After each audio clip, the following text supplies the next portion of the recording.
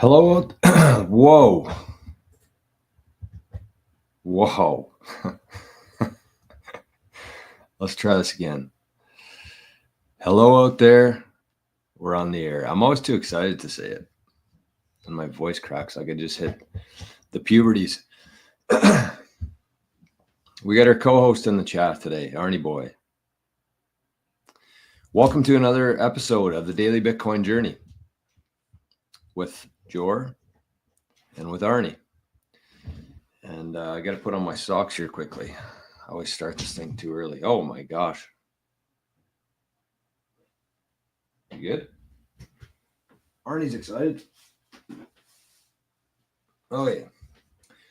Well, again, welcome to the Daily Bitcoin Journey. This show focuses on actionable and logical discussion for Bitcoiners and for future Bitcoiners. It's great to have you here today, and we're going to have one hell of a show. That is our guarantee. Oh, Arnie. Well, you know what? We got some good entertainment out of Arnie today. That's all you can really ask for. That's all you can ask for. Okay, let me update Zapstream here quickly. Let me put on my other sock.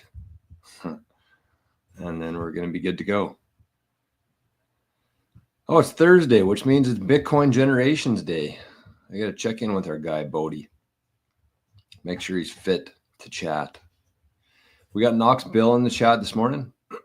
Oh, my voice is kind of messed up. We got Clean Your Machine. We got Another Frog.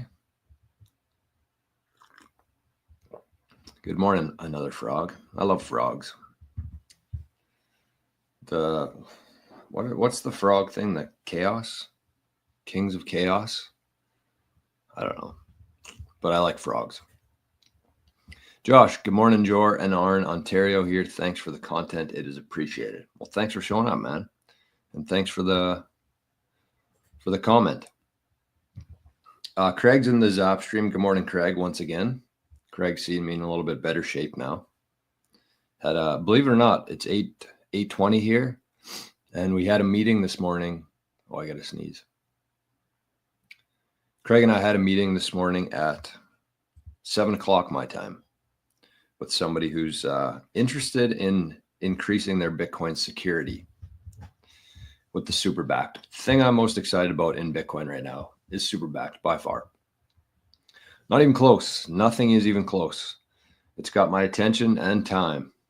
So I think that I've been fairly clear with how to get a hold of us. We've been doing quite a few meetings with people, helping them learn a little bit about Superback, see if it makes sense for them. And I think they've been going very well.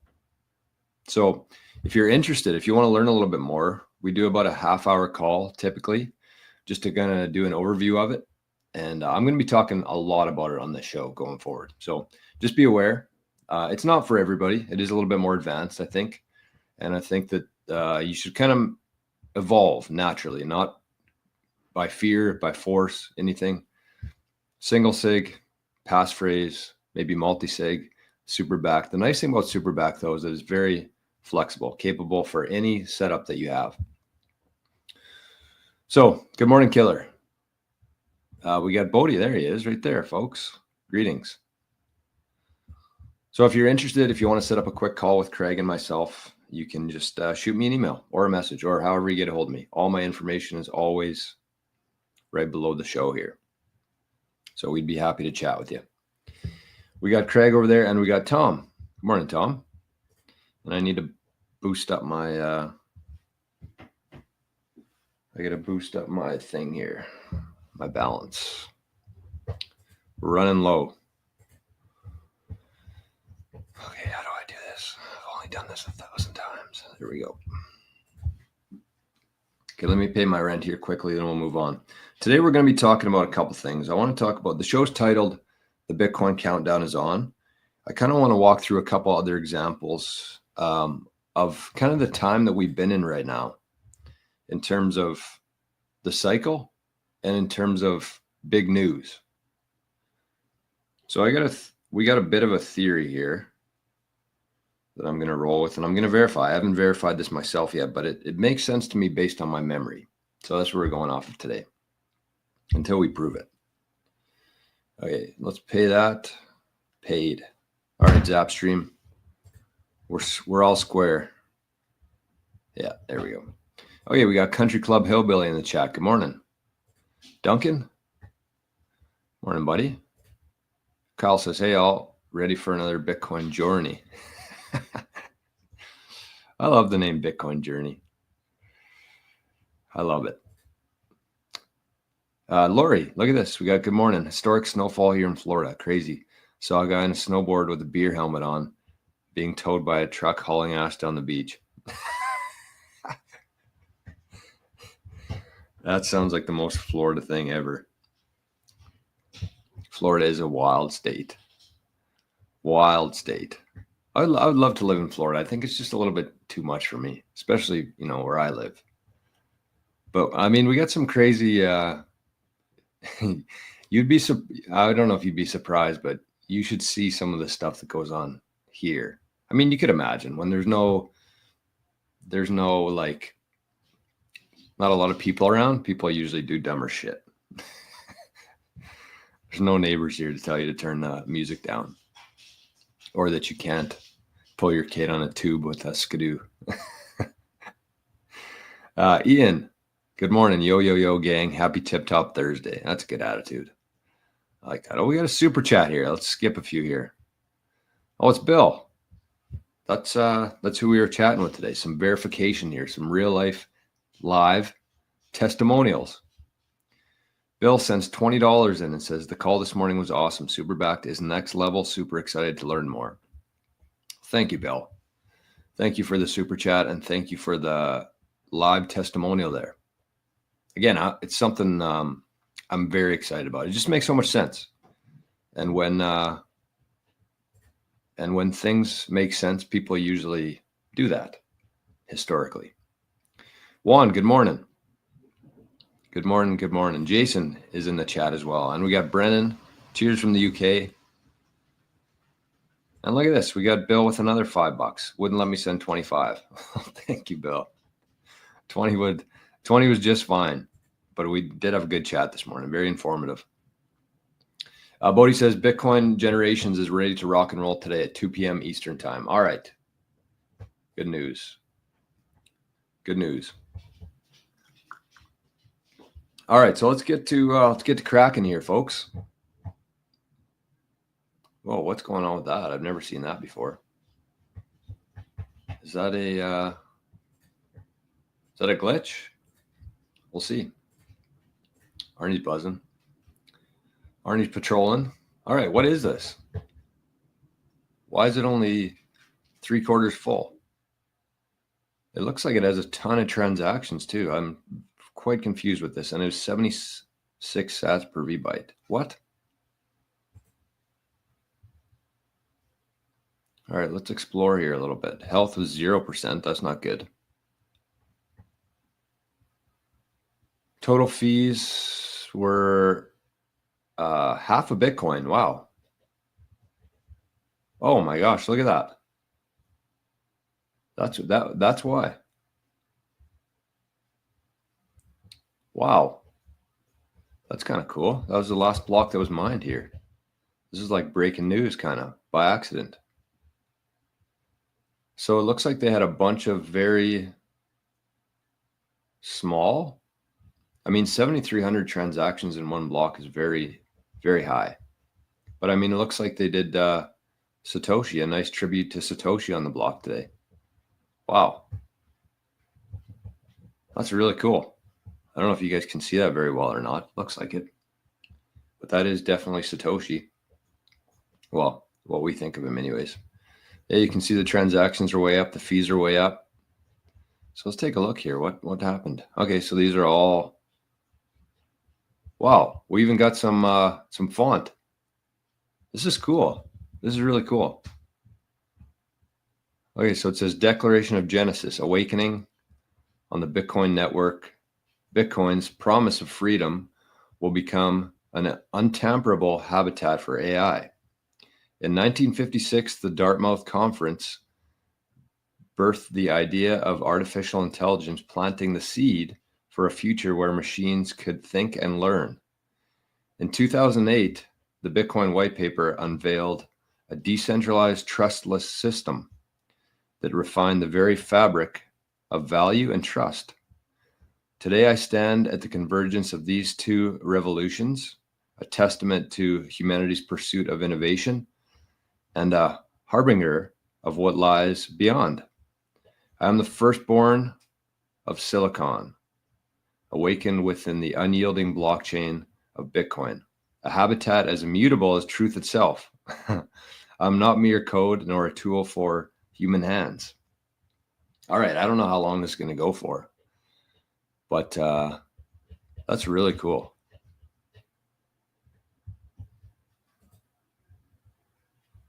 Really cool. So that just goes to show you, I mean, that's going to be written on the blockchain, the time chain, forever.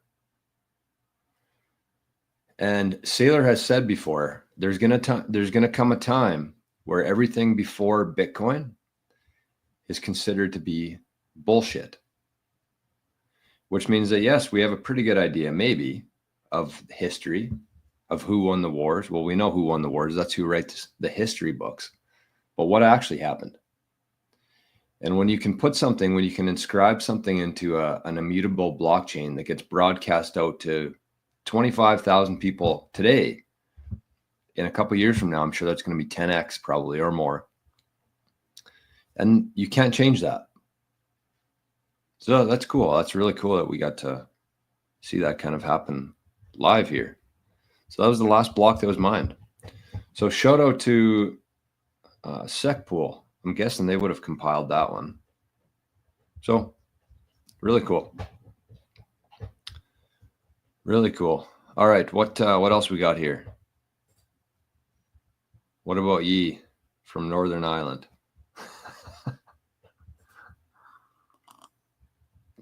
What's going on here with Gen X? What did I miss? We got Mike says, moved to Florida a few years back. It's great. Come on down, Jor. You know what? I would love to. I would love to live in Florida. But I can't leave Canada. Can't leave Canada. Mike says, Gen X saving the day. Gen X is the best, but I'm deeply biased. So Gen X, I think, why is Gen X saving the day? What did I miss? Country Club Hillbilly says it's too quiet on the crypto front. I expect something big to happen, either up or down. I agree. And that's kind of what I want to talk about today, actually. Let's get right to that. What do I want to do here? Let's look at basically my thesis right now is, I remember last year at this time, I think the ETFs were approved January 10th. And when they were approved, the price shot up. I forget what it went from. We'll take a look here in a sec. But it shot up the day that the ETFs were approved. And there was a lot of hype. Everybody was talking about it. The world was buzzing. Bitcoin world was buzzing around this ETF, the ETFs that came out. And then it just kind of flatlined for a while. People, they're like, okay, that was cool. They're going to sell some. They took their profits, cleared the table. But then like 2 weeks after that, it just started ripping. I think it was 2 or 3 weeks after. I'm going to see. So let's look at Bitcoin price. Let me bring this up for everybody to see, verify for me. I should have checked this before because it's, I risk looking like a dipshit here on live internet. So Bitcoin price, I think it was January 10th, 2024. Which was 46,000. And then let's go to the 20th and see what happened. 46. Oh, that's not what I want. So it dropped.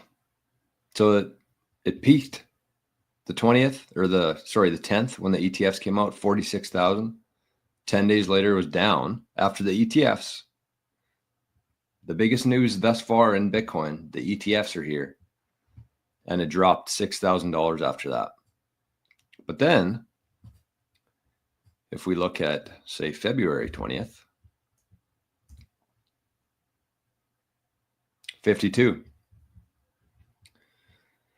So it jumped. Actually, let me retrace that a little bit. So let's look at, like, I don't know, January 2nd. Yeah, so it was going up and up and up. It peaked at the ETF, and then it went down. It flatlined for a couple weeks, and then it kept going up. And then 1 year later, what are we at today? 102,000. So that's what I wanted to show based on the news here. Based on the ETF, I think that the Trump inauguration is going to be the same kind of thing, especially if they sign something in. But anyways, I did expect some sideways action here for a couple weeks. But let's look at January, let's say the 10th of 2021. So this would have been the last time there was a cycle, or a halving cycle. So 37, that's the number we're looking for. So 4 years ago, same halving cycle here. It was at 37,000. And then if we fast forward to, let's say, February, month later, 37,044. So this is typically, whether it's a cycle or whether it's, like in this case, the news last year on the ETF, it usually peaks and then it flatlines for a while. It flatlines for a couple weeks, maybe a month, and then it goes up. It starts rising fast. So these amounts are smaller. We went from 37 to 44 here in a month. And we went from, what was the other one? 46 to 55 or 53. Those are pretty big percentages, even though the amounts are lower. So that's kind of what we got in store here, especially if there's a big announcement from the US. And I'm not banking on it. Again, I kind of hope it doesn't happen for a while. But either way, I think people are expecting it, especially after the news of Ross and the fact that Trump went through with it. I think that people are starting to take this guy a little bit more seriously. Good to see the bots slept in this morning, though, too. Elle says Miami sounds amazing right now. Yeah, you're telling me. I talked with my my mom. They're out of country right now, and I was talking to her, and she's like, "You sound really depressed." And I'm like, "Yeah, I am. Nothing's going wrong in my life. In fact, I don't think my life has ever been better than it is today. But just like this weather, it's so hard to, like, keep your spirits high. It's like minus 48 the other day, and then it increases like to minus 20, but then it snows, so you can't travel anywhere. You're kind of stuck. It sucks. This time of year sucks. And it's very dark, very cold, and Miami does sound pretty amazing right now. I'm not going to lie. Timber Crasher, good morning, buddy. All right, and on Zapstream, we got Ahsoka over there, and we got Wood Butcher. Good morning, everybody. Juan says, did you read The Mobile Wave? The book was written by Michael Saylor, explaining how everything will become mobile software. I haven't read it. I've heard about it. But so far, he's been proven pretty right. Oh, I didn't see this. I want to come to Argentina. I want to, big time. Lori, look at this. We got Senator Lummis just posted that a big announcement is coming at 10 a.m. Lori, is that 10 a.m. your time, like Eastern? Or is that, it's got to be. They usually share things Eastern time. That's another thing I was wondering. Is Trump actually going to live in the White House for the next 4 years? Or is he going to stay? Is he going to make Mar-a-Lago the White House?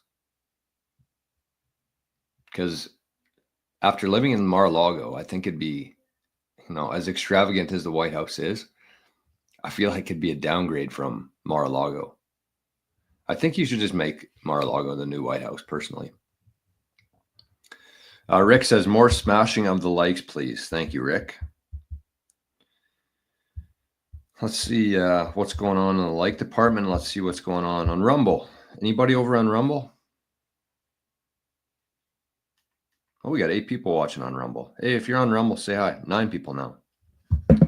We're growing on Rumble. We're growing slowly. We're going to be very persistent with Rumble. Zane's in the chat. Good morning, Zane. And Matt. Smash the like and check out the Rumble stream. And we got Spaceman over in the Zap stream and Letha. with 2.1 thousand sats. Good morning, guys. Good morning, Letha. Thank you for the zap. Thank you very much for the zap. I was thinking, let's I want to take a little stop here right now. And I'm going to start doing this on every show. So I hope you guys get used to this. But I think that if you're watching the show right now, there's absolutely zero reasons why you should not be on Noster.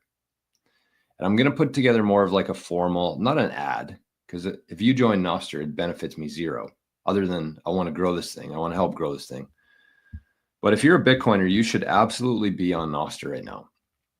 And the reason I say that is because if you're a Bitcoiner, you obviously value sats. You want to add value to the world and get sats in return. And there is no better place to do it right now than Noster.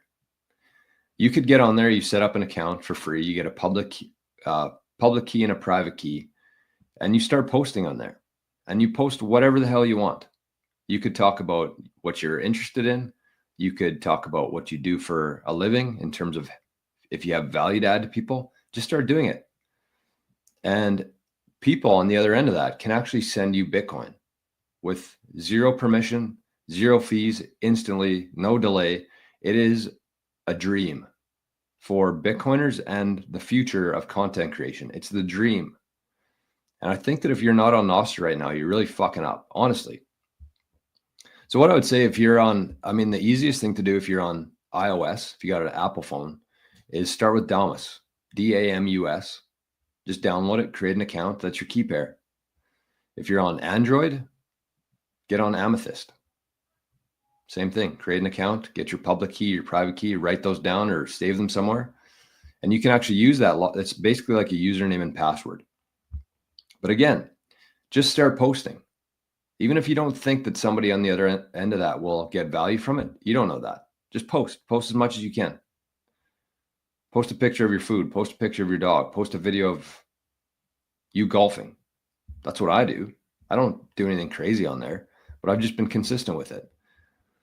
And, where applicable, I try to add some value to people's lives. And, when they do, they send me sats for it. So I want everybody here. And I should give a shout out to, because there's a lot of people who have joined Noster and who've been very active on Noster since watching the show. But we need to bump these numbers up. Every single person watching the show should be on Noster. You're missing a huge opportunity if you're not. That's what it is. It's a huge opportunity.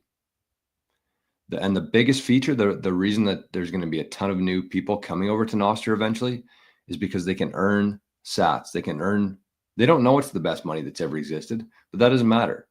There's no other platform that you can sign up today and start earning money. Zero. It's very similar to Twitter now and how Twitter works, except you don't have to put in your ID. You don't have to pay anything every month. And you get Bitcoin instead of money, of dollars.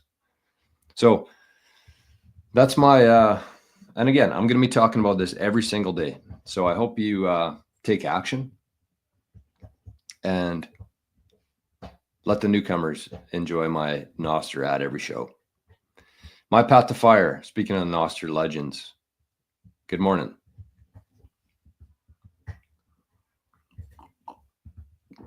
Great advice. It is great advice. Like the problem I've found with people on Noster so far is that they're talking about things that people don't give a shit about. Like, who cares? It's censorship resistance. Big deal. How many people have been banned from things before here? Well, I've had my Twitter account suspended, but other than that, most people don't care about that. It's like trying to tell people in Canada that Bitcoin's a global monetary system that doesn't require a bank account. It's like Canadians don't care. Everybody has a bank account here. Everybody goes to the store, they tap their card, it works. They don't see the need for Bitcoin like that. But with Noster, you can get on there and you can start earning like a secondary income if you're adding value to people's lives with zero friction, zero KYC. Logan says, just ordered a cold card, stoked to start cold storage and feel at peace knowing my Bitcoin is safe. That a boy. I'll tell you, these, I've been very impressed with this cold card queue. Very impressed. I was a MK4 guy myself, but I don't know. I think that Qs are, I still only got one sock on here. I've had 25 minutes, one sock on. My other foot's starting to get cold. But the nice thing I like about the Q is that you don't need to plug it in. That was one of my biggest beefs with the MK4. So you have to be like fucking 3 feet away from the wall to get it to work. You could use a cold pack, but that was an extra cost. So I think the cold card Q is my favorite because you can just add AAAs in the back here. So anyways, if you're in the market for a cold card, I have I'm pretty sure it's in the show notes. I hope it is. If not, I'm fucking up. But I do have a link if you want to save 5% off of your order. So let's I'm just going to double check that, and if it's not there, then I'll have to throw it. Yeah, it is on there. It says cold card 5% off, and there's a code there that you can use, or you can just click that link. So on that note, I should also speaking of great companies, I mean, you could also get one from our friends at QuickBit too. That's an option. I mean, we got the starter pack with the Blockstream Jade, but they're both out of stock, it looks like. So I'll have to get Dale on the horn here. Dale, are you in the chat? We got to get these. We got to get these ordered. We got to get some in stock. So there's the Q right there. That's a multi-sig bundle. I think that's going to be pretty popular. I'm going to have to message Dale after to make sure these are back in stock. Okay. So we'll put that on hold for now. All right, Cynthia Lummis, stay tuned for 10 a.m. per Reddit. Oh, okay. Well, we might get a live breaking news here. That'd be kind of cool. That'd be 2 for today. All right, we got Duncan zapped 188 sats, said more in Legends, and My Path to Fire zapped 100 sats. Thank you, fellas. And Craig says this is big news yesterday. BlackRock CEO Larry Fink says, I want the SEC to rapidly approve the tokenization of bonds and stocks. Let's see which blockchain he's referring to. I mean, it's kind of inevitable. That part to me is inevitable. Bitcoin still has a lot of work to do. We need to kind of work our asses off to push this thing forward, especially as a freedom technology. But the fact that bonds, stocks, real estate, everything will be tokenized. It's coming. That part to me is inevitable. Except the shitty thing about that is that it's all going to be KYC, and it's not going to perform like Bitcoin does. So as exciting as it is, as more and more people feel comfortable using wallets on their phone, I don't know.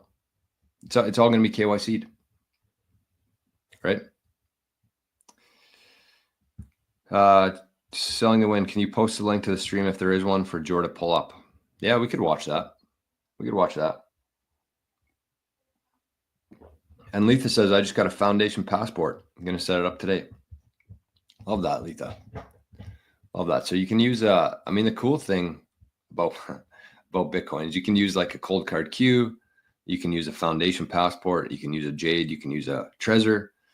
And as you kind of start buying them, using them, trying them out, seeing which ones you like, you can actually turn that into a multi-sig too. You don't have to buy like a brand new set of hardware devices for a multi-sig. You can just create a new wallet based on 3 different signatures there. So that's cool. That is cool. All right, so we got 8:48. What should we do here? What should we do? I did have a question yesterday from somebody on the YouTube here, so I'll bring that up right now. It was a good question. And I'm pretty interested to see what people think here. Let's talk about this. This is a question I've actually been getting quite a bit lately.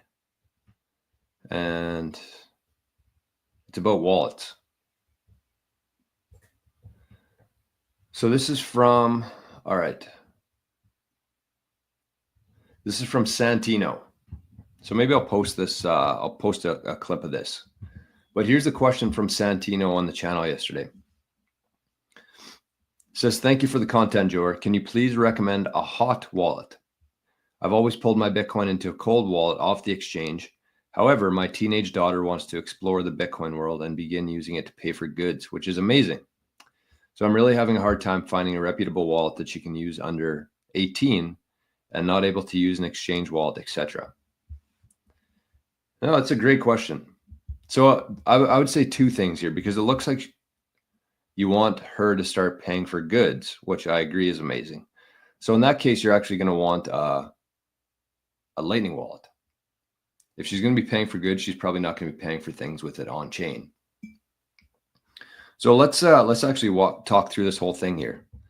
Let's talk about, first of all, a Lightning wallet, which I recommend if you're in, I don't know where you are, but if you're in North America, actually anywhere except the US, Wallet of Satoshi is my #1 Lightning wallet, Wallet of Satoshi.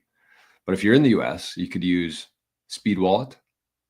You could use Coinos Wallet. Those are kind of my three that I use most: Wallet of Satoshi, Speed Wallet, and Coinos.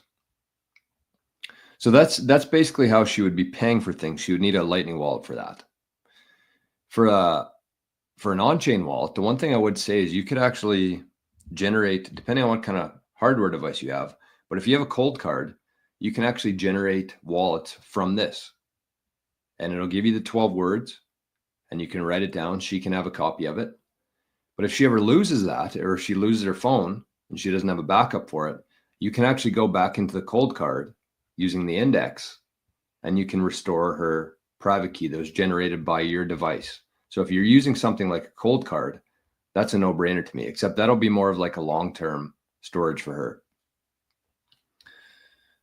So we got the Lightning wallet. We got the ability to create wallets from a cold card. I don't know if you're using a cold card or not, but that's, I mean, anybody with a cold card, that's a really solid option, especially when you're holding, or when you're kind of like the Bitcoiner in your family or your network. You can actually generate keys from your cold card, give it to them. And if they happen to lose that, you can always restore it from your cold card. It's stored in here, which you need a PIN code to access. So as long as you have this, as long as you have access to your cold card, you'll always have access to theirs as well. And then in terms of like a wallet, like a hot wallet that's on chain, I would probably suggest using Moon, or easiest would probably be Aqua. Because if you just store Bitcoin on Aqua, you get your 12 words. They can back that up in case something were to happen to their phone. They can write their 12 words down from Aqua. Plus they can store Bitcoin in there. And then when they want to spend it, they can actually swap it to Lightning within Aqua. So I would suggest Aqua in this specific case. And Aqua actually is probably the most versatile option for most Bitcoiners when you're talking about hot wallets, because you can store Bitcoin on there. You get a recovery phrase. You actually hold the keys to it. Plus you can easily swap back between L1 and L2. So that's what I would say. That's my recommendation for Santino. And I hope that helps a little bit. All right, we got Wood Butcher. Zap 420 sats. Says save sats, 1 MK4, multi different seed words for multisig. That's fair. I just like it. I like the cold card Q because, again, it's very portable, bigger screen. But in terms of like the functionality, the security, everything's pretty much the exact same between the Q and MK4, from what I understand. But yeah, it's always a good idea to save some sats. So thank you, Wood Butcher, for that. Ahsoka zapped 88 sats, and Daniel 888 sats, saying Dark Mega Day. Yeah, this is our dark Mega, Dark King hat.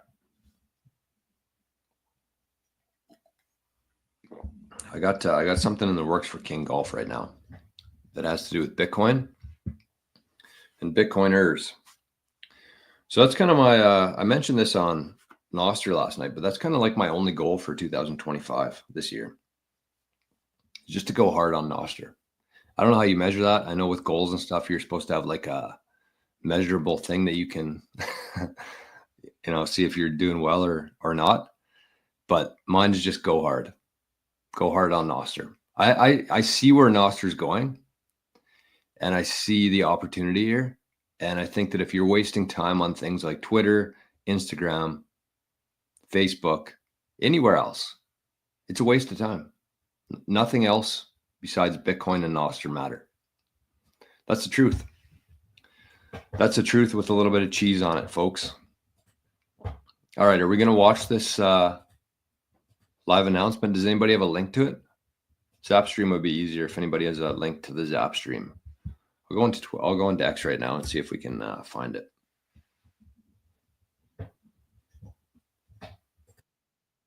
And then we're going to talk about MicroStrategy. So that's it's exciting. I was supposed to talk about it yesterday, but I didn't. Ran out of time, ran out of juice. Okay, how do I just see this on x.com? Can I even get on here anymore? No, I got to sign in. Shit. All right, is anybody going to share this link here? That would be fantastic. Otherwise, we'll just skip it. We'll probably see the highlight of it later. Let me see if I can Google it. Cynthia Lummis press conference. I don't know. What do you Google here? That's probably not it. No, 2 weeks ago. That's latest. Okay. Well, I don't know what. I don't know if we're going to be able to watch it or not here. I'm sure we'll get some breaking news. So what I'm going to say, we're not going to watch it. We're going to. Hopefully, people out there can keep us updated in the chat. We'll get live updates from the chat. Unless somebody shares the link in the next 2 minutes, we're going to stop it. Okay, so let me, we're going to talk about MicroStrategy today. And I mean, there's a couple different things I think about very often, too often probably within Bitcoin. And the first one is security. First one is making sure that I have the most robust and flexible. I don't know if those are kind of counteract each other, but robust security-wise, but flexible in terms of being able to evolve. And playing out all these different scenarios in my head in terms of if this happened. And this is actually, I should give a shout out to Craig here because we kind of started doing this for the meetings that we've been doing with people. And we kind of have a quiz that people go through. It's like 5 or 6 points of like, if this happened to you, which is not a high chance of happening, but still not zero. If this happened to you, what would happen to your Bitcoin? And I think that everybody should kind of be going through that in their own head of like, if somebody broke into my house without me here, what could they do?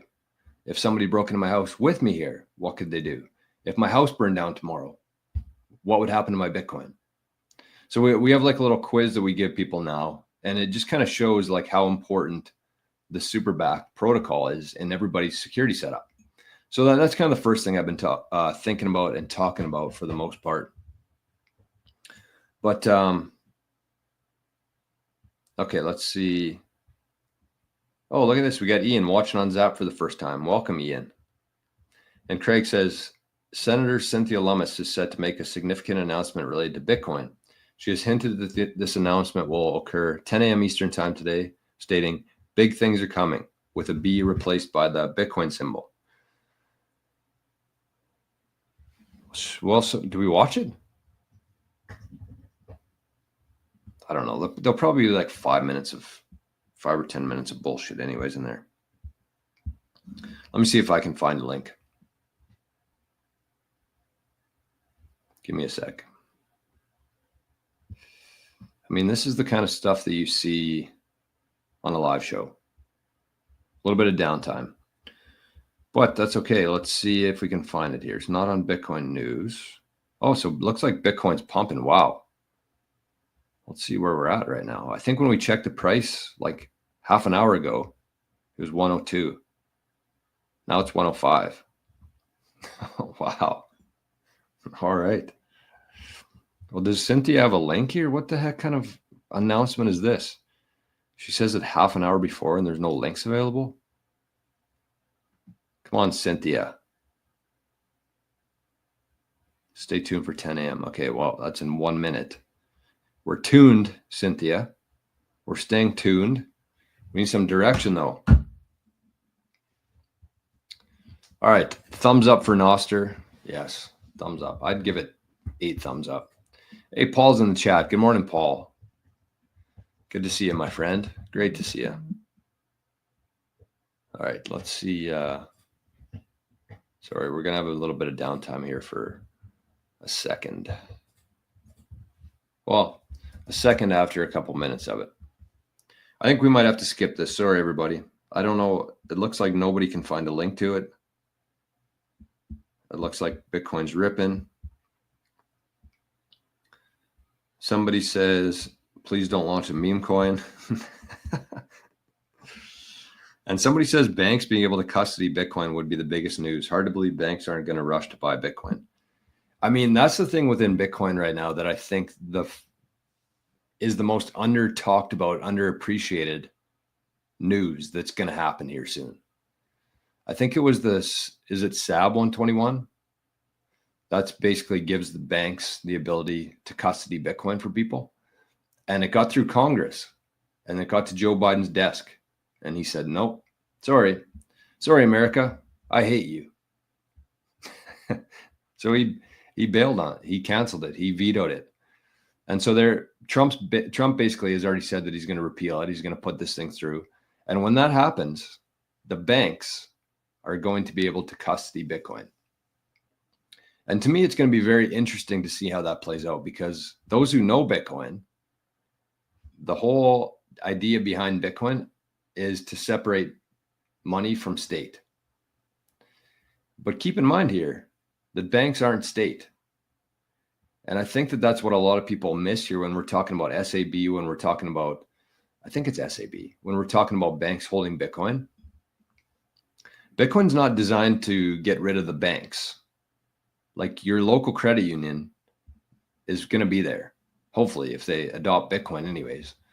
But we're talking about the central banks, the people who create the money, the people who look after the records of who owes what to the bank, and the people who charge interest on this fake illusionary currency. That's the problem here, that the centralization, the fact that they haven't been audited in 111 years, that's the problem. Banks are not the problem. What banks do is basically help people get access to money easier. So when we're talking about separating money from state, that's much different than separating money from the banks. So I think that's just an important little caveat for people to be aware of. The banks aren't the problem. The central banks are the problem. All right, we'll see what happens here. We're going to be on watch.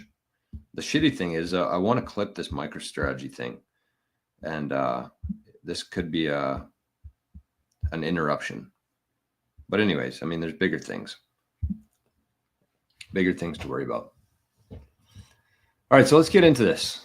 This is, again, going back to what I was just talking about there.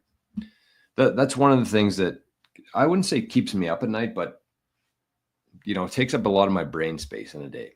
My mental capacity is security. The other one is MicroStrategy, and trying to really wrap my head around this thing.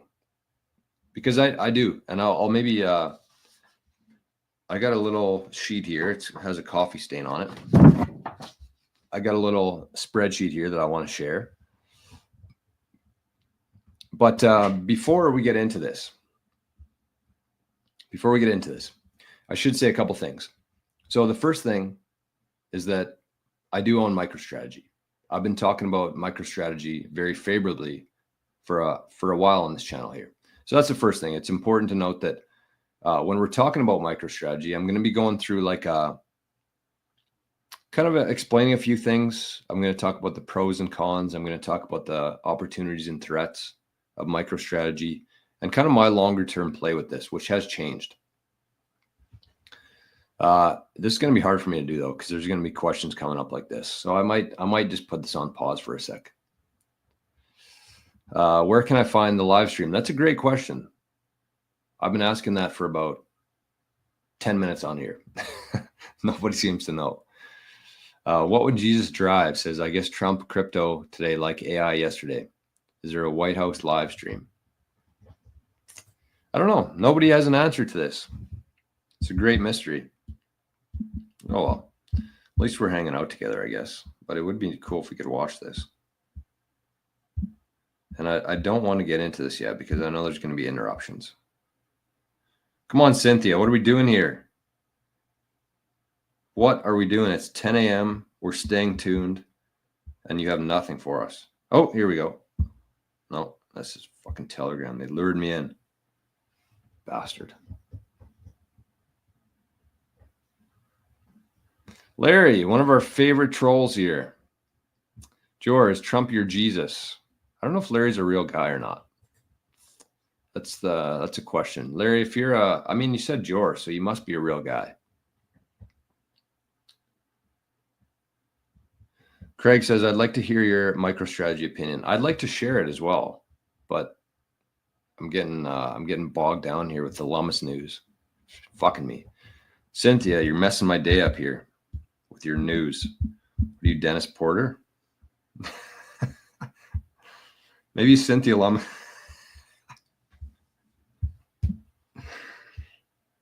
I shouldn't say that. I know people have different thoughts on him. Maybe I was going to say, maybe Cynthia Lummis is going to say, if you send 3 Bitcoin to this fund, we'll tell the noise or we'll tell you the news. But in the meantime, I shouldn't talk like that because I still think that Porter's a net positive for Bitcoin. I don't know. It's just fun to make. It's like, who says if you pay us 3 Bitcoin, we'll tell you news? Like, for me, I was good with it up until that point. But as soon as he tweeted, well, if you want the news today, you got to give 3 Bitcoin to our fund. And I'm like, what are we doing here, Dennis? Okay, still nothing. I mean, this tweet has already had 7.5 thousand retweets in 50 minutes. Bitcoin is now at 105.6. So anyways, Larry says, George, Trump your Jesus. I mean, first of all, that's a stupid fucking question to ask somebody that. Is Trump my Jesus? Yeah, he's my Jesus. I pray to Trump every morning before I start the show. I say a little prayer up. I send a little prayer to Trump in the sky. Like, do we want to be adults here, or we do want to ask stupid questions like that? He's not my Jesus. But he, just like Bitcoin, I don't think that Bitcoin is perfect. Bitcoin has flaws. It does. There's flaws that exist today, and there's going to be threats and more flaws that come as we move forward here. It's not perfect, but it's the closest thing we have to perfect. And that's how I would explain Trump since we still live in a world where governments, have quite a bit of influence and power and control over people. And we still have to kind of go along with this charade here. Trump, to me, is the best option. And it's not even close. Like, if you sat down objectively and looked at Donald Trump, what he's done in his life, the businesses he's built, how he treats people. You watch any video of Trump, any video, find it, how he treats people. The fact that he started 0 wars during his presidency. The fact that he made his 2 priorities when he first got into presidency in 2016, his 2 goals were to end the Federal Reserve and to stop child sex trafficking. That's Trump, objectively. Then you look at somebody like Joe Biden, Kamala Harris, Obama, the Clintons, the Bushes. Like, we're still living in this system where there's somebody at the top. As much as I don't love it, in fact, I fucking hate it, especially here, what we're dealing with in Canada. But that's the reality of things.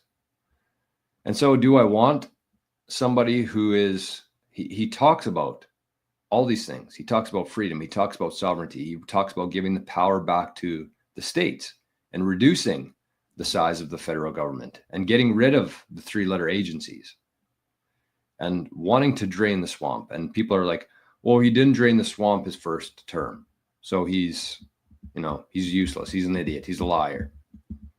It's like, yeah, maybe the swamp hasn't been drained, but all these people are standing in that swamp in their underwear with water up to their ankles pretty much right now. They're all exposed. 8 years ago, before Trump won in 2016, nobody knew any of this stuff. Nobody knew that there was a problem with the banks. Well, I shouldn't say nobody, but the majority of people didn't, including myself. The banks, the media, big pharma, Hollywood, music industry, everything. Nobody knew there was an issue here. So maybe he didn't drain the swamp, but he certainly exposed it to people. And when you have people all aware of this, then we can actively make change together. It has nothing to do with who's the president. It's about the perception of society and the dark coming to the light and the truth coming out. That's the whole point of this. And I don't think there's ever been a more effective person in history than Trump in that department. So he's not my Jesus.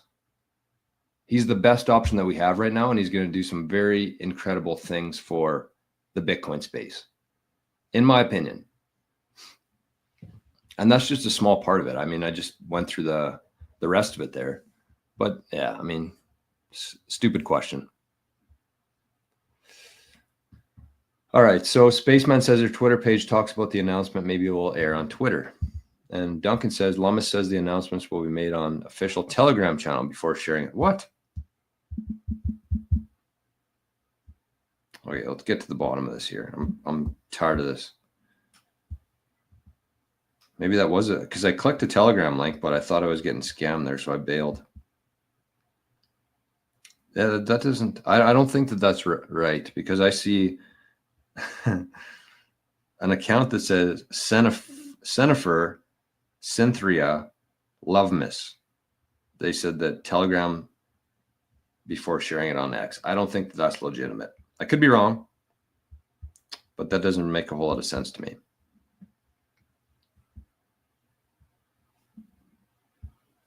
So anyways, we'll wait to see what happens. Never heard you criticize Trump. What would I criticize Trump on? You tell me, Larry. Tell me one thing that you would criticize Trump on. And again, I'm not saying he's perfect. He's the furthest thing from Jesus to me. But like, find something. Find a criticism of Trump. And I know what you're going to say, and I have a very good rebuttal to it. So go ahead. Lummis meme coin. Let's hope not.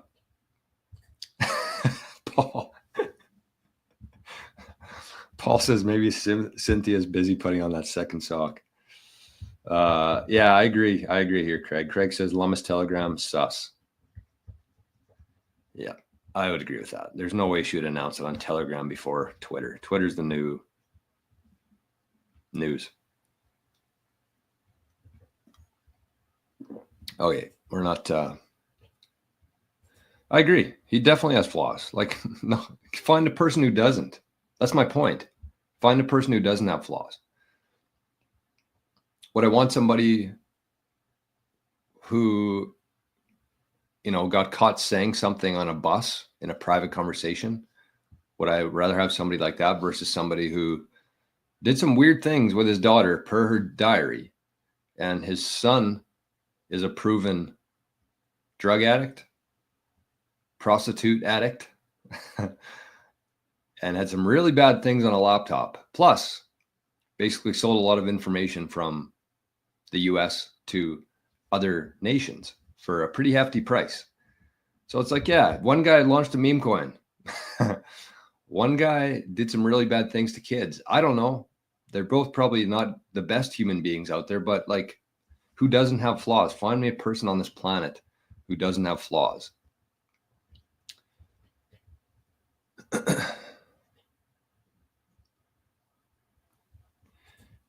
You know what? I kind of agree with this. I've seen some things in the last. I've thought this for like the last 4 years, honestly.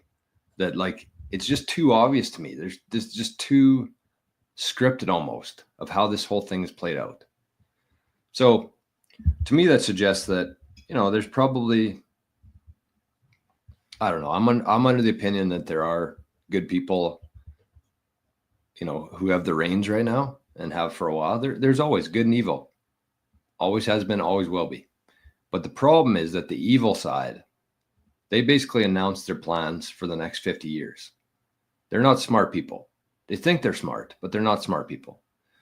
And so when you publish your plans for the next 50 to 100 years, and there are good people in the world, and when good people see that, they know what you're going to do. So when you know the enemy's plan, you can put countermeasures in place. And I think that you're kind of naive to think that there's no good in the world. There's no good humans in the world who could see that, counter it, and make real change. I really believe that 2016 was the fork in the road. Trump's in Davos today. Wow, that'll be a interesting chat with the World Economic Forum. I remember last time he was there, he basically called them all idiots, I'm pretty sure. Hey, Patrick, good morning, my friend. Roller coaster price, we crashing again or something? Man, this has just been I should have just called this one the Cynthia Lummis waiting show. Waiting for Cynthia. Still nothing on her channel. Still nothing on the channel or her X account. I'm guessing that's where she would share it. That's definitely her biggest. Oh, it crashed again. Yeah, it's at 103 now. Oh man, I love Bitcoin. I love the volatility. I love it, especially when you're here for the long term. Like volatility is awesome, and that's something we're going to talk about. I got to get to the MicroStrategy stuff here.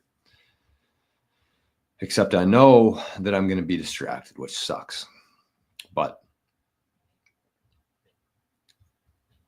anyways, I'm not Roger. I don't know if you're a real person or not, but I haven't looked into this at all. I'm not commenting on it. The U.S. is a foreign corporation built on slavery and theft. That is true. It was anyways. I don't know if it still is. I think that things are changing. I could be wrong, but I'm just, I'm a hopeful guy. I'm a hopeful guy. More price manipulation like yeah, could be. Could be. Steven says, great response to Larry. Sats are on the way. Well, thank you, Steven. I mean, it's, there's just too many people out there like that. It's like, what are you hoping for right now? What do you hope? Everybody has their criticisms. Everybody has flaws, of course, but it's like, Larry, in a perfect world, what would it look like to you? Just tell me that and think about it, because nobody thinks about that. They just find one thing bad about somebody, and then all of a sudden they're the enemy. But I'm still waiting to hear what your criticism is to Trump. That's one of those one of my favorite things is when there's the guys on the street. They're like, who'd you vote for? Or who are you voting for?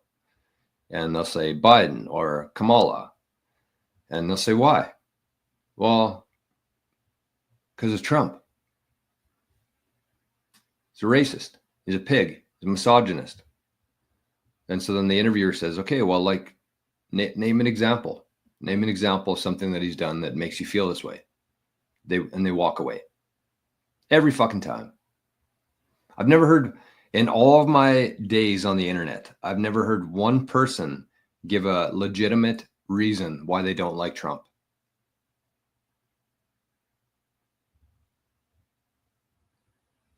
I would say that more people have a better answer to why they don't like Bitcoin, honestly. They just say, because I don't know what it is, or it's fake. So at least they admit it then. They don't just walk away. But like between Trump and between Bitcoin, I've never heard one good answer from somebody of why they dislike him. And that, my friends, is called brainwashing.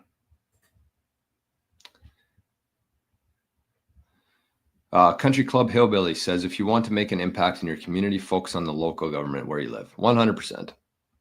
That's great advice. That is absolute truth.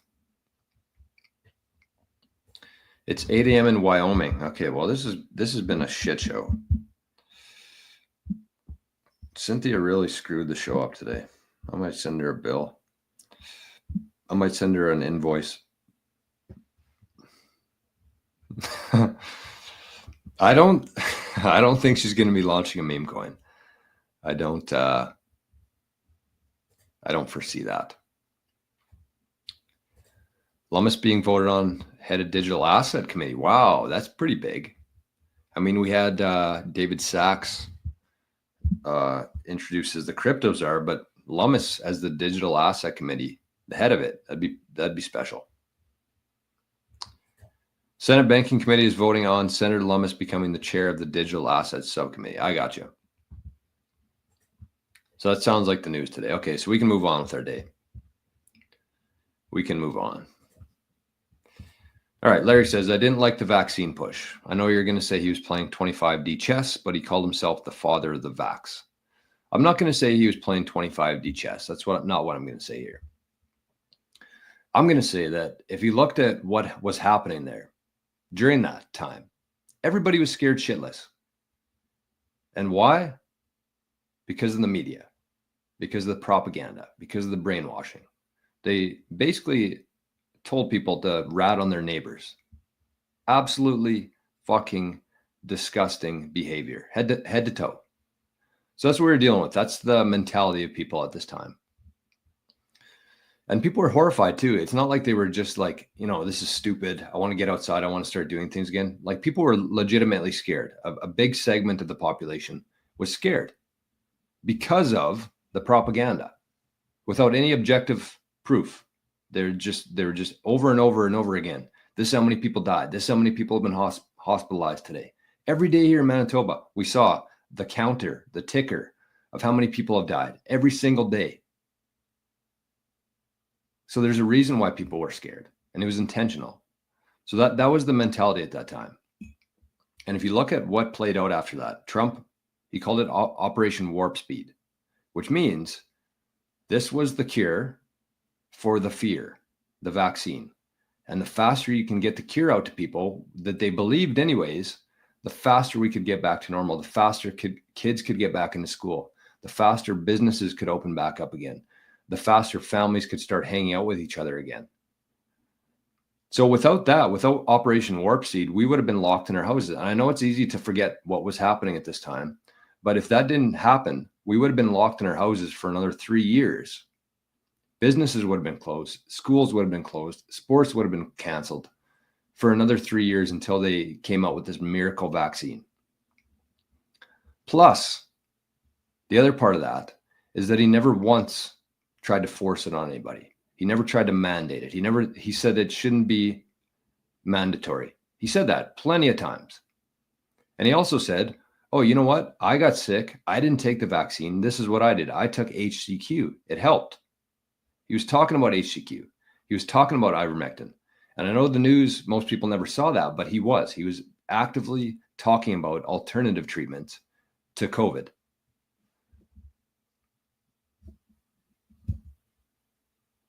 So it's not 25D chess. That's like a counter. That's what I'm saying. Evil people, they have their plan. They announce it. They're very clear on what their plan is here. This has like been written for how many years in Agenda 2020 or whatever it was. So when you know that, you know what they're doing, you can counter it. And it's not anything to do with chess. It's just a counter move. That's how that's how life works. So anyways, Jared says, Larry, you can be entitled to your opinion without trying to impose it on others. Sort of pathetic, to be honest. Yeah, I mean, the whole thing is pathetic to me. Wood Butcher says, Trump signs a $2.3 trillion relief spending package. That's what I have against him. I mean, yeah, that's not great for the economy. Agreed. But you know what? Trudeau's been doing the exact same thing here, and I thank him for it. Because if he didn't do that, then nobody would give a shit about Bitcoin. And that system, whether we're talking about Trump, whether we're talking about Trudeau, that system is completely toast. And I'm actually in favor of politicians printing money faster and faster and faster. Because when you're storing your wealth in Bitcoin, then things just get cheaper for you. So in normal circumstances, I would agree. Trudeau printing money, Trump printing money, horrible idea. But we're past the point now. We're past the point of no return on this thing. So print, baby, print.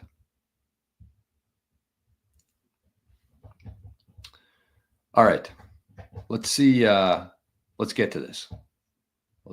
Wood Butcher says, but hey, I got my 12. You got a $12,000 check? Wow.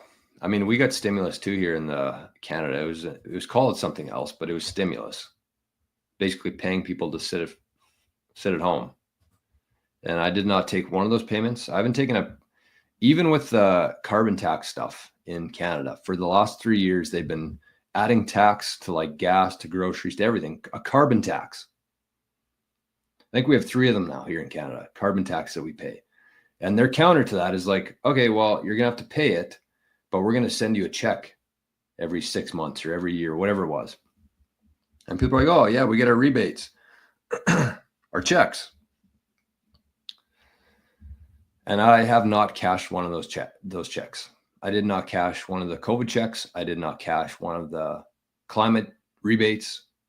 Never. I decided one day that I'm never going to take another dime from the government, because otherwise that would make me a hypocrite. If I'm bitching about the government, but then they send me a check and I cash it, that would make me a hypocrite. So for the last 4 years, the checks that show up here, 0 of them have been cashed. And yes, probably it would have been smarter to cash them and buy Bitcoin with it, but it's the principle for me. I decided I'm never gonna, well, I shouldn't go too far with this, but I'm never gonna cash one more check from the government. I'm never gonna take one single dime from the government in my life ever again. Because when you're relying on the government, when you're taking money from the government, that means you owe them something. And I don't feel like I owe the government anything. So they don't owe me anything. I just want to be left alone. So you can take your COVID check, you can take your climate check, and you can shove it up your ass. Okay. Let's get to this MicroStrategy here. I'm excited to talk about this. So I'm going to spend a little bit of time here talking about MicroStrategy. One of our favorite things in Bitcoin, one of our favorite things to invest in, one of our favorite things to talk about, MicroStrategy. And for the most part, I've had a pretty a pretty good view on MicroStrategy. I've been doing my best to try to understand it, like thoroughly understand it, because it sounds great in theory. You look at the last 4 years, it's outperformed Bitcoin by quite a large margin. But then you start to ask yourself, like, why? Why is it outperforming Bitcoin so much? What's the deal with this? So again, before we get into this, I should say a couple things. The first one is that I'm a MicroStrategy shareholder. I do have shares. I've been a shareholder for a couple of years now. And I mean, a very happy shareholder, I must say, after I think it's up about 600% in 2024. So a happy shareholder. And I think when I first bought into MicroStrategy, there was 17 million shares outstanding. And at that time, I was like, okay, well, there's 21 million Bitcoin. There's 17 million shares. I kind of looked at them the same. I was like, this is going to be maybe another Berkshire Hathaway kind of deal where they're going to keep 17 million. They're going to keep buying Bitcoin. And then they started just selling shares, issuing convertible debt. And then they recently changed it to be from like 330 million shares, which is where they're at today, to like 1 billion shares, maybe 2 billion shares. So it's been heavily diluted already, and it's going to be more diluted. But that's okay, because they're actually buying Bitcoin to keep up with the dilution. Every time they issue new shares, they buy Bitcoin with it. So it evens out. It's not a problem to me that's what's happening here.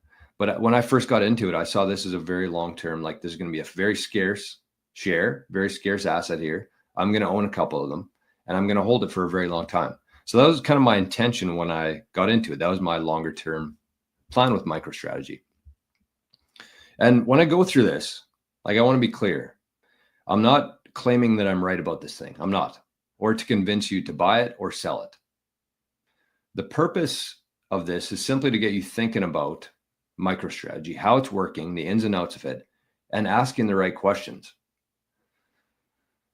So it's not about holding MicroStrategy or Apple or MicroStrategy or a mining share or MicroStrategy or real estate, MicroStrategy gold.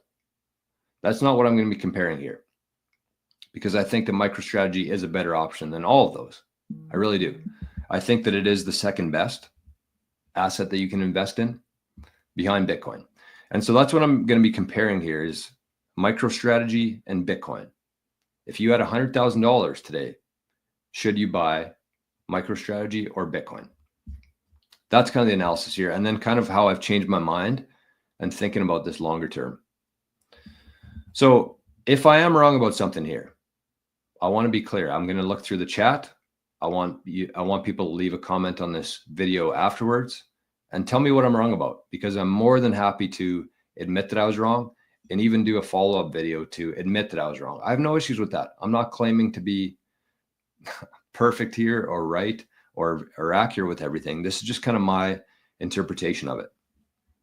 And so either way, regardless of what you form of this, what opinion you form, don't jump the gun on anything. Just with this, with everything, always just like let it settle for a little while, sleep on it for a little while, and then, you know, make a decision after that.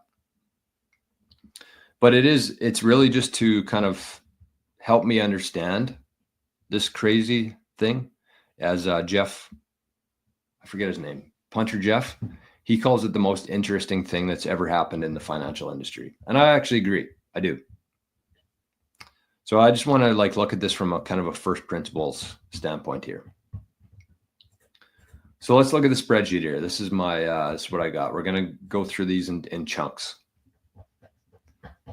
So this is we're going to start with the premium here. And forgive me, I'm not going to be able to keep up with the comments right now.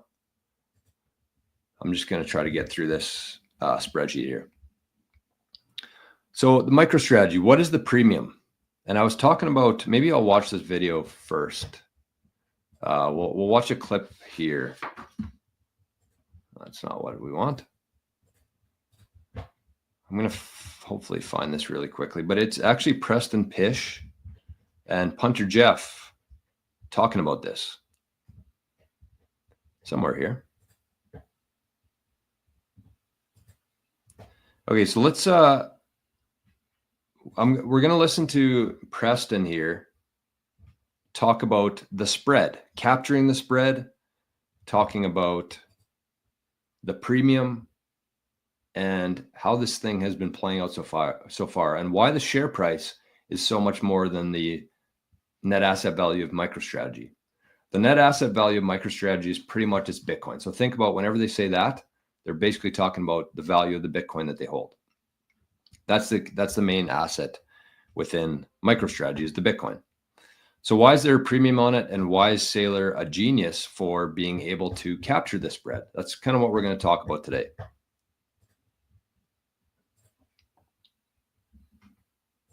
Oh, we're on mute. To talk to this idea of capture the spread, this terminology that we keep talking about. Michael said in that clip, he said, we did $1 billion of equity. It was backed by $350 million of Bitcoin. And then we added $650 million of more Bitcoin after we did this raise. So what in the world does all this mean?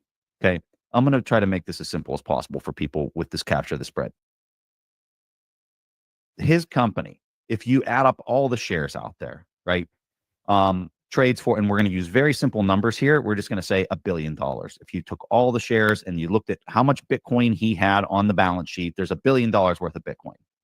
The common stock that represents this Bitcoin and the operations and everything else on the company, the shares sell for $3 billion. Okay. So that's a 3-to-1 ratio. So the amount of Bitcoin is $1 billion. The company's trading for $3 billion for a 3-to-1 ratio. So now if you're Michael, you can just say, let's say he wants to go out there, however many shares there are. And he says, I want to add 10% more shares into the market. Okay. He just basically creates more stock certificates. He goes out into the market, he sells the stock certificates, and he sells them approximately for this $3 billion price and you take the $3 billion, you divide it up by the 10% more shares that are added. And what he's doing is he's just raising cash. He's selling more shares to raise cash. In this scenario, he would have raised $300 million because he approximately, most of the time we were saying it's a dilutive activity where that $3 billion would be diluted in a per share basis. This, because he's raising this, call it $300 million in this scenario, he goes out in the market, he buys Bitcoin with the $300 million of cash he just raised from issuing the new stocks. And now he has an additional, now how much Bitcoin does he have on the balance sheet? He has $1.3 billion worth of Bitcoin on the balance sheet because he took the $300 million, he bought Bitcoin, he put it on the balance sheet. So now when you look at the ratio, if it was trading at a 3-to-1 before, you would think that it would then, let's say the multiple is the same, you'd take $1.3 billion, you'd multiply it by 3, and that would be the new market cap. What are we at? 3.3 or $3.9 billion, somewhere in that ballpark. And you can see what he's effectively doing is he's taking something that is, let's say the Bitcoin is $100,000. If he does this activity, he's effectively kind of buying the Bitcoin for $33,000 when he's doing this, because he's able to issue shares that are worth 3 times the amount of Bitcoin on his balance sheet. This is what we call, when people say he's tapping the ATM, this is what he's doing.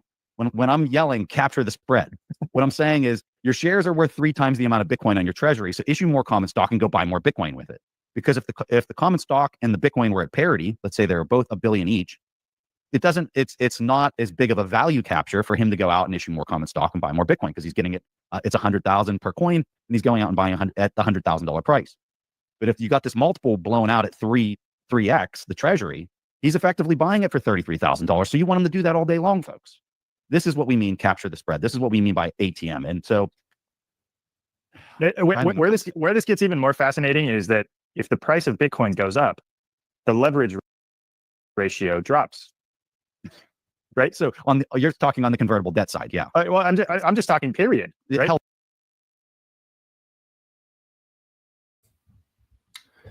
All right, so that is essentially what capturing the spread means, and I'm going to talk about, because when I watched this interview, when I was listening to this interview, I listened to that and I was like, okay, there's a lot of numbers there. You know, it kind of made sense in my head, and I've been paying pretty close attention to MicroStrategy for a while now. But I was like, you know what, I need to listen to this again, and I listened to it again. I'm like, okay, I'm a little bit closer, but I need to really wrap my head around this. Where is that spread coming from? How is this happening? And I listened to it again. I think I listened to it 3 or 4 times, this exact part of listening to Preston explain that. And that's kind of how I formed this conclusion here. And maybe this isn't, news to anybody out there, but it was news to me in a way of just helping me understand it better and seeing where that premium is coming from. So I just used $100,000 here because I think it's easier to talk about things in like normal numbers, to me anyways. So $100,000, this is Saylor. So this is basically when he sells, when he issues shares for 100,000, he gets 100,000 in cash and he wants to buy Bitcoin with it. So when the premium of MicroStrategy is 3x, one Bitcoin essentially costs 0.33 to Saylor because there's such a high premium on it. So the asset value of the company, of MicroStrategy here, is the shares are selling for 3 times the Bitcoin price. And so this would be this, you could use this as an example for yourself as well. Let's say you had $100,000 to invest, and with the 3x multiplier, and I checked before the show today, it's 2.3. So somewhere between these two here. So let's just go with 2 for a conservative approach here. So if you had $100,000 to invest with the 2x multiplier, which is essentially where we're at today, a little higher than this, but you could either buy 1 Bitcoin or you could get half a Bitcoin in MicroStrategy share terms. That's basically how it works. So when the multiplier is 3x, when people are paying more of a premium, if you invested $100,000, you could either get 1 Bitcoin or you could get 0.33 of a Bitcoin. So, when you look at it like that, it doesn't make a whole lot of sense. So you have to ask yourself, like, what am I paying for here? What's the premium on this? Right? So again, let's look at this.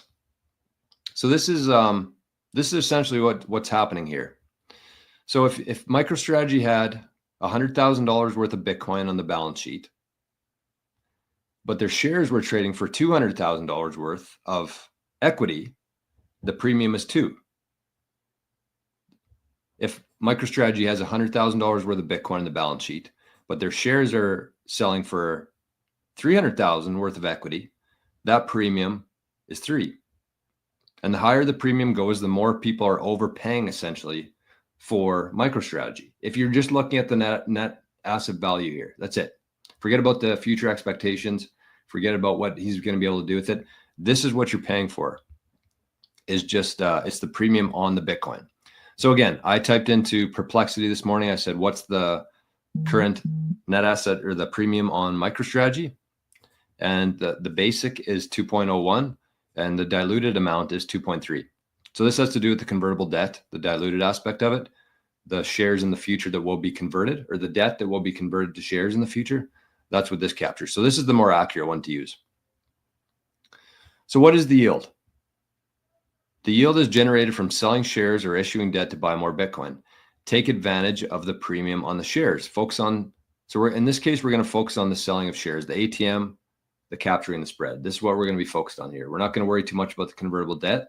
We're going to be specifically focused on the ATM or the capturing the spread here, where Saylor essentially takes shares, sells it to the market, but because those shares are selling for such a high premium, he's able to get a massive discount on the Bitcoin that he buys. That's essentially what this is.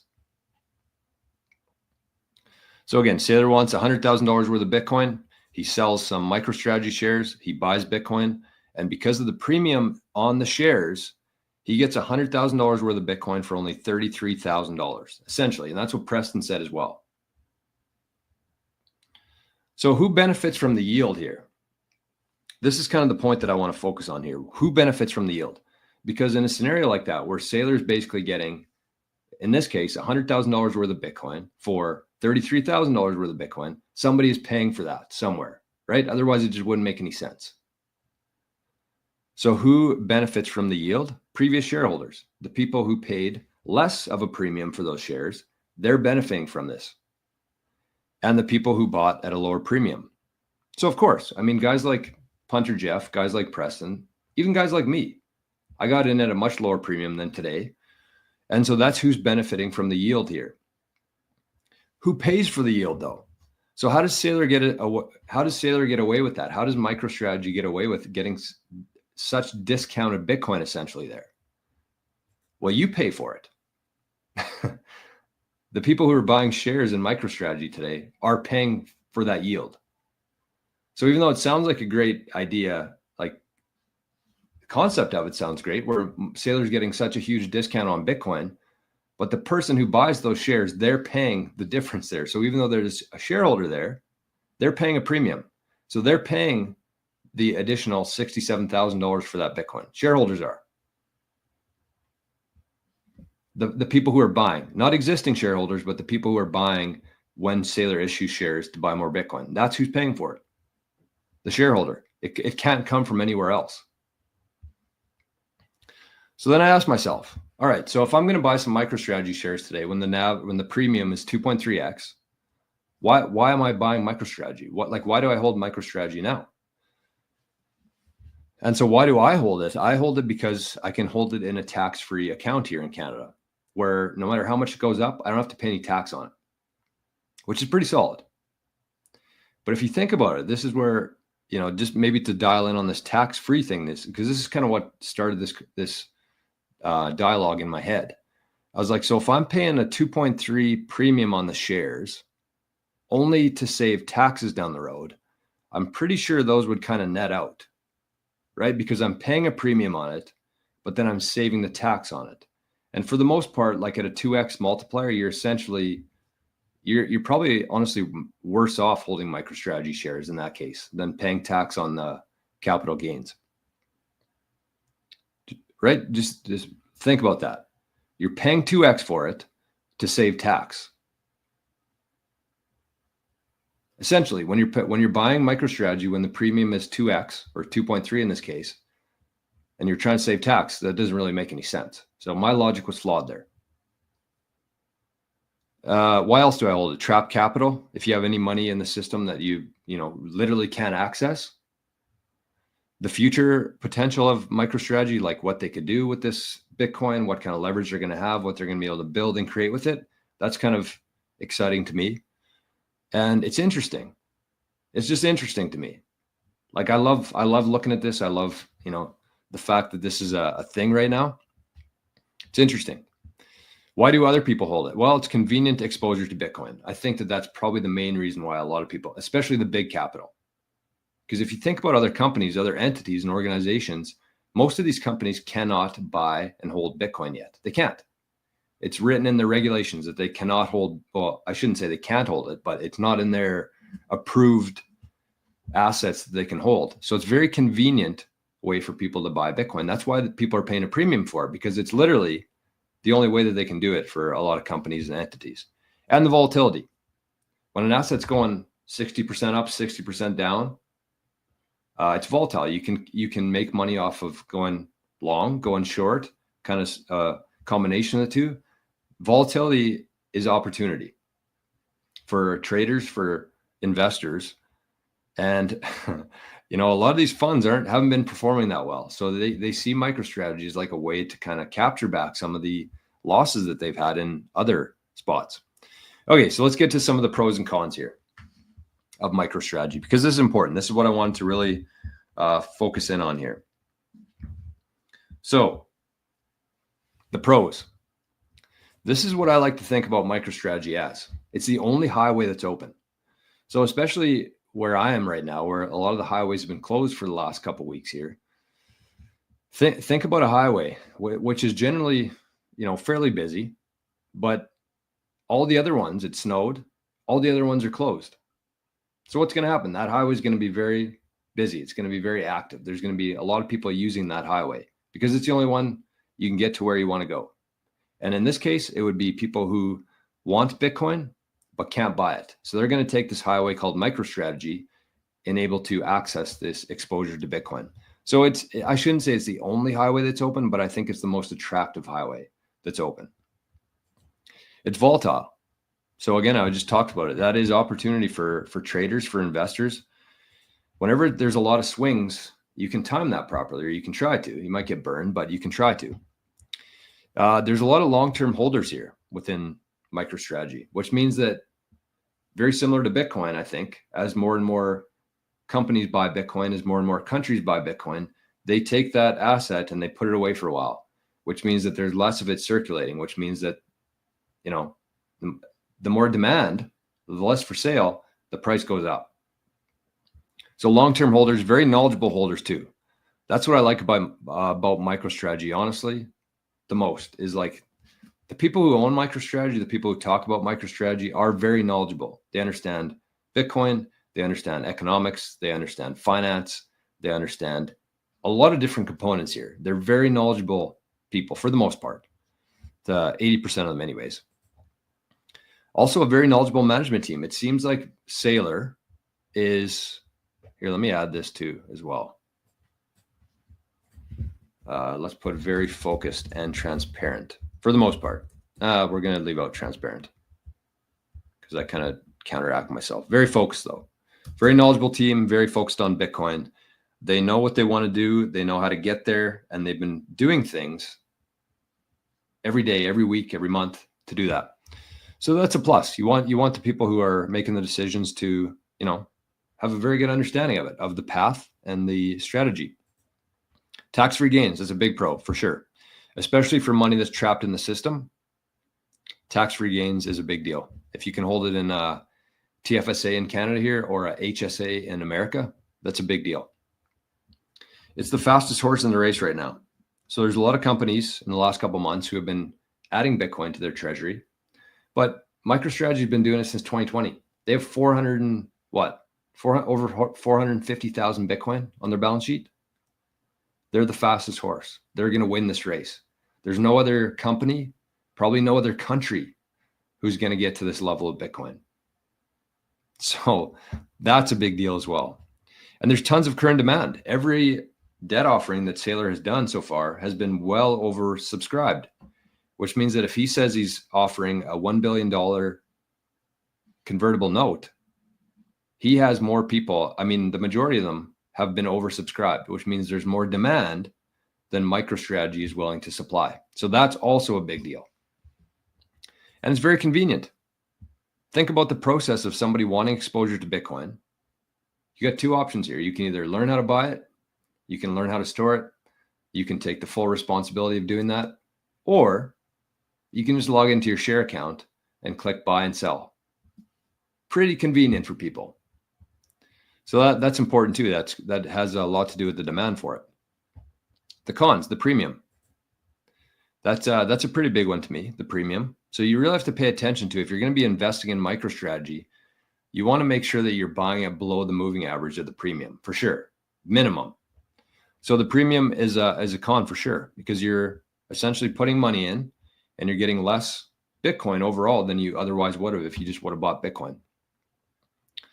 The counterparty risk from MicroStrategy. So you're buying these shares, you trust Saylor, I think most people do, but you're trusting them to hold that Bitcoin for you and that they're not going to lose that Bitcoin. So you're trusting Saylor, you're trusting MicroStrategy with your Bitcoin, essentially, a lot less of your Bitcoin too. And then there's the counterparty risk from the brokerage. So what if the brokerage is selling more shares than they have? I'm sure it's happening. You know how the stock market works. So there's counterparty risk from the brokerage in the fact that it's one-to-one with shares issued versus shares that have a claim to it, essentially. So I have no doubt that there's way more claims to the shares than shares exist. No doubt about that. That's how the whole system works. So that's another counterparty risk. Permission to hold. I could try to log into my trading account tomorrow and I might be blocked. Maybe Trudeau watched my podcast this week and he decided, you know what, this guy's cut off. So he contacts my brokerage, they lock my account, my funds are frozen. Not a high risk of happening, but it's not zero. That's the point of this, right? So I need permission to hold the asset from somebody else. Another con, you're feeding the system. Bitcoin is designed to get rid of this manipulation, get rid of this bullshit. And every dollar that you put into to Wall Street, to the stock market, you're keeping that system going. You're funding it for a little while longer. And finally, no proof of reserves. This is a big one for me. I would like to see an address or 10 addresses that MicroStrategy holds with the Bitcoin that agrees to Saylor's tweets. I don't think that that's too much to ask. Being a Bitcoiner, that's kind of the whole ethos here in Bitcoin, is you don't trust, verify. So I would like to see the proof of reserves from MicroStrategy. All right, so these opportunities, threats, and then I'm going to talk about the conclusions here. So the opportunities. Leverage, the world's best capital, they got the most of it. That's a huge opportunity and something that we can't fathom yet. I'm sure Saylor can't even fathom yet. So that's an opportunity. It's interesting to me. I have no idea how this is going to play out, but when you're holding the most of the world's best capital, that's a big opportunity. Other options at their disposal as well, besides debt and ATM offerings here. So issuing shares, selling them, buying Bitcoin. They're going to have more. And I think that they're actually looking at preferred share issuance right now. So that's another, they have a lot of tools at their disposal for helping keep this highway open from capital trapped in the system that wants exposure to Bitcoin. That's their game. And they got lots of options for it. They're very agile too, able to change course. Saylor's the biggest shareholder. I think that he has basically influence over what happens. That's why they were able to move this fast. So they're very agile and able to change if needed. And I really believe that the demand for MicroStrategy will go up before it goes down, because there's still a lot of capital out there who wants Bitcoin, but they have no way of buying it. So I do think that for the next couple of years, I don't know how long, but the demand will be there before it starts to drop. So in terms of timing this, that's another big deal there. So a threat to me, the demand for MicroStrategy will go down eventually. Why? Just think about it like highways. Eventually the highways around it will open up. They'll be cleared from the snow, and the demand for that highway will go down. Because as these big companies, big entities that have been using MicroStrategy as this highway, they'll eventually start holding Bitcoin. I think it's pretty safe to assume that. And the reason they're paying a premium on MicroStrategy is because they can't do it right now. So there will come a day where the entities that are buying MicroStrategy shares, paying a premium on that, those companies will eventually one day hold their own Bitcoin. They won't have a need for this anymore. So there'll be less buyers and debt issuers as they start holding their own treasury, or I put treasure here. I guess same kind of thing. Think of it like a treasure. And another threat is unfriendly government. It's great today, but 4 years from now, who knows? They could go after MicroStrategy. They could, in 4 years, and 8 years, and 20 years, they could say, you know what, MicroStrategy, you're too big. Well, do I think this will happen? No, but it's still not a 0% chance. So here's my conclusion here. There's still opportunity to outperform Bitcoin because there's still other highways that are closed right now. So even though the NAV's at about 2.3, I do expect that the NAV, the premium there, to keep going up. And so when you're buying in, you want the premium to go up after you. That's the whole kind of game here as an investor. I think that there's still opportunity to outperform Bitcoin because it will be continually added to funds. It was just added to the QQQ about a month ago. It'll get added to the S&P 500 eventually here. As Bitcoin goes up, it'll start getting added more and more of these funds and indexes. So there's still opportunity here for sure. And those are going to be forced buyers essentially and completely inelastic to the price of it. They're just going to be buying. Any indexes that hold MicroStrategy, they're just going to be buying shares. Constant forced buyer, which is a big deal. It is the best place for capital that's trapped in the existing system. Again, I'm not comparing MicroStrategy to Apple or MicroStrategy to NVIDIA. I think that MicroStrategy is by far a better bet than those ones. I'm comparing it to Bitcoin here though. So if you do have capital that's trapped in the system that you literally cannot take out of, then yes, MicroStrategy is great. So this is kind of what I was getting at, is the tax paid if you sell or if you sell it or the capital gains remain. I think that the capital gains are probably going to go away here on Bitcoin, but the tax paid is less than the premium you pay for the stock, which is kind of backwards when you really think about it, especially if you're buying it just for the tax gain here or the tax-free part of it. Because you're paying 2x, you're going to have to be paying over 50% tax rate in order for that to level out. Right? Just think about it objectively there. It is better than any other form of capital except Bitcoin. And if you look at the tax considerations here, so to me, it's not a long-term hold anymore. That's how I don't see it as long-term hold anymore. I think that there's going to be demand for it still for the next couple of years as the premium probably continues to go up. But it's not something I'm going to hold forever anymore. And I think that this is the biggest part here. Be your own sailor for your family. Because I'm kind of thinking about this, like the opportunities here for MicroStrategy, holding Bitcoin, they're going to have so much leverage, all this stuff. I want to be a part of it, but I'm paying for that. I'm paying a lot for that to be a premium in that. So if you just look at it like, okay, well, if Sailor's going to be able to do great things by holding Bitcoin, why can't I?